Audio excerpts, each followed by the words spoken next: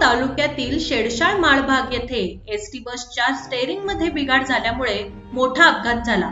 या अपघातात बसमधील 47 पैकी 16 ते 17 प्रवासी जखमी झाले असल्याची प्राथमिक माहिती समोर आली असून या बसमध्ये अनेक विद्यार्थीही प्रवास करत होते। स्टेअरिंग फिरत नसल्यामुळे बसवरील ताबा सुटून ही एसटी बस रस्त्यालगतच्या असलेल्या बाजूला चरीमध्ये गेली।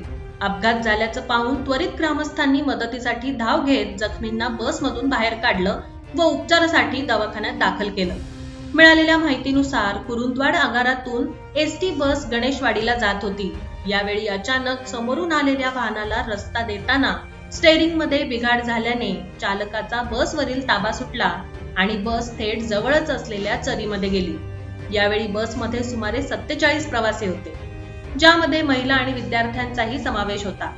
दुर्घटना होताच परिसरातील ग्रामस्थांनी प्रसंगावधान राखत तातडीने मदतीसाठी धावून गेले।